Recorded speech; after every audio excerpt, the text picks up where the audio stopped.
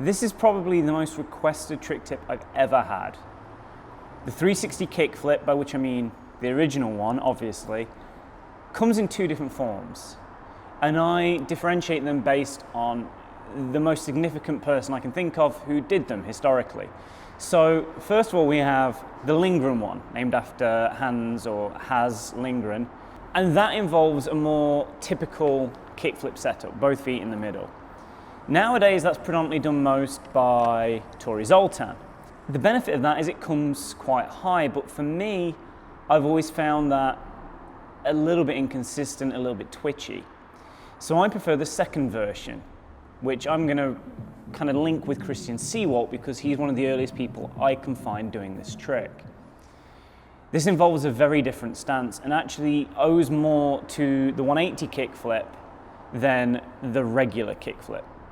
Before you begin, you want to make sure that you can do the 180 kickflip and the backside 360 shove it, because we'll be referencing both of those techniques later on. You want to start with your back foot hooked in exactly where it would be for a 180 kickflip, more or less as far back along the toe side rail and gripping as solidly as it possibly can. Your front foot position, on the other hand, is going to change quite drastically. Instead of just being on the side of the board at the front truck, you're going to move the toes in so that they're almost in the center of the nose. Keep your heel right towards the heel side edge though, because you're going to need to put pressure on the side of the board in order to get the flip. Much like with a 180 kickflip or a backside 360 shove it, you're going to want to be facing forwards throughout the whole trick. Hopefully, with your feet in the right position, it should feel quite natural to keep both shoulders facing forwards throughout. But if for some reason you're still trying to stand like this, don't. You're not going to get a clean takeoff or a clean rotation this way. You're going to end up throwing the board sideways.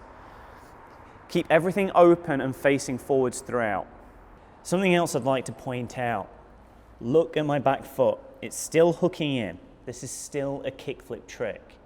I've heard some people refer to this as a nerd flip. So I looked up what the internet claims a nerd flip is, and I see a lot of people basically toe punting like that. Do not do that. The second your toe gets under the board, you're likely to start kicking it away. You're making it harder for yourself.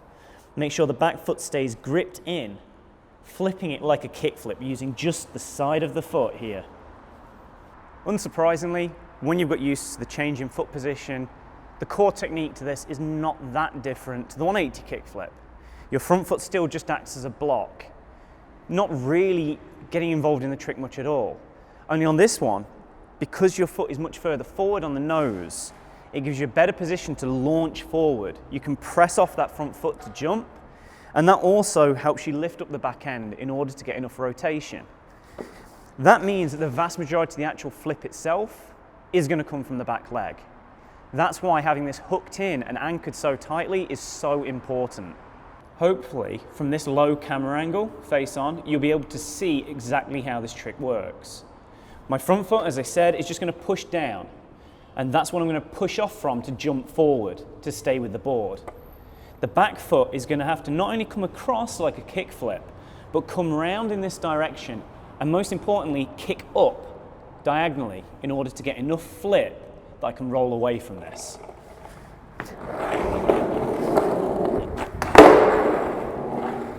There are two big problems that you're going to come across when you're learning this trick.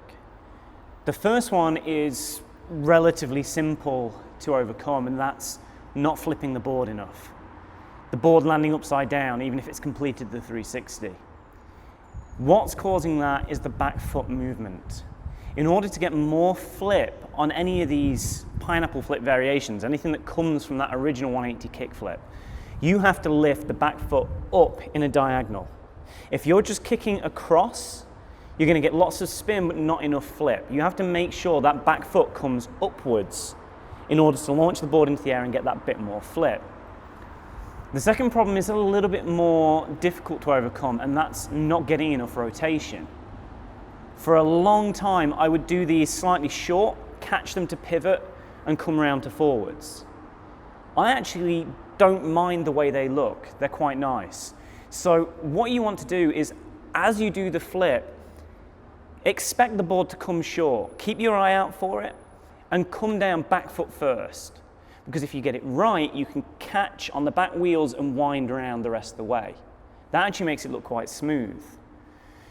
But you're never going to get anywhere close to that rotation if you're doing this slowly. The slower you go, the harder this trick becomes.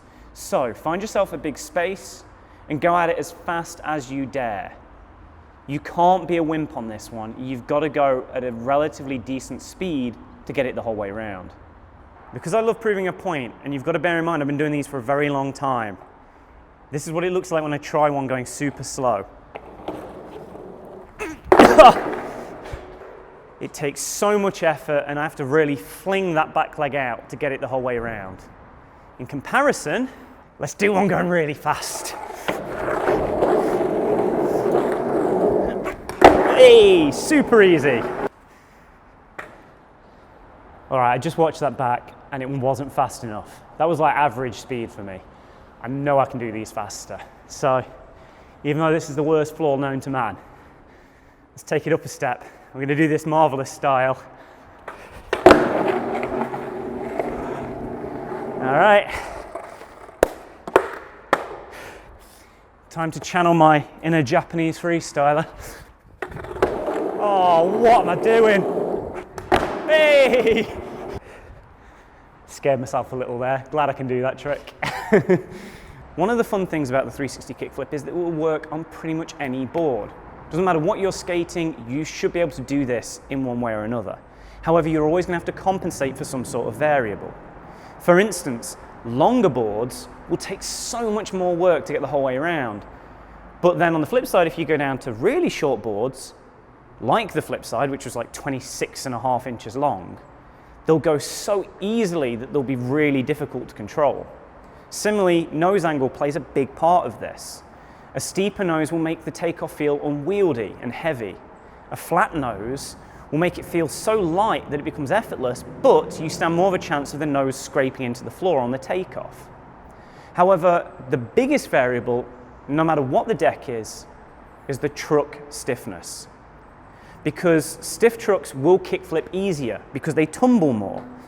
You've got more to press off against, to throw it in one direction or another. But with this trick, that can go against you. If you have a little bit more of a turny truck, nothing loose, you don't want floppy. If you can shake the truck and it moves, that's bad. But just a little bit of give in there will help a lot. If you notice when I do these at quite high speed, I tend to carve slightly into them. I'll carve backside, putting a bit of weight on my back foot. That just turns the board slightly. And then that means that I'm pressing off that point into the flip. It gets it round much easier, it makes it much easier to throw. It's something that I started doing subconsciously, but it increases the likelihood of getting it the whole way round. And if you're going to move up to do 540 versions of these, that technique becomes crucial. It's the only way to make it happen. I'm not going to do a 540 now. That would be silly. But hopefully you can see what I mean about slightly looser trucks, a little bit of turning. Much easier.